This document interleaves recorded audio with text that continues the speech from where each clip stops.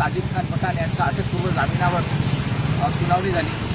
Advocate श्रद्धेय बाळासाहेब आंबेडकर जे अकोला बार असोसिएशनचे सन्माननीय सदस्य आहेत आणि यांचा वाढता लोक प्रवाह आणि अकोल्यामधील एकंदरीत परिस्थिती यामध्ये साजिद खान पठाण यांनी नेहमीच हे वातावरण ढवळून काढण्यासाठी किंवा बाळासाहेबांच्या विरुद्ध काहीतरी वक्तव्य करून समाजाची दिशाभूल करण्याचा प्रयत्न केलेला आहे। मुस्लिम आणि बुद्ध बांधवांमध्ये तेढ निर्माण व्हावं यासाठी जे काही कृत्य केलेलं आहे ते अतिशय प्रथमदर्शनी चुकीचं आहे आणि न्यायालयाने ही बाब ग्राह्य धरली आणि साजिद खान पठाण यांचा अटकपूर्व जामिनाचा अर्ज हा खारिज केला आणि ही बाब न्यायप्रणालीसाठी सुद्धा अतिशय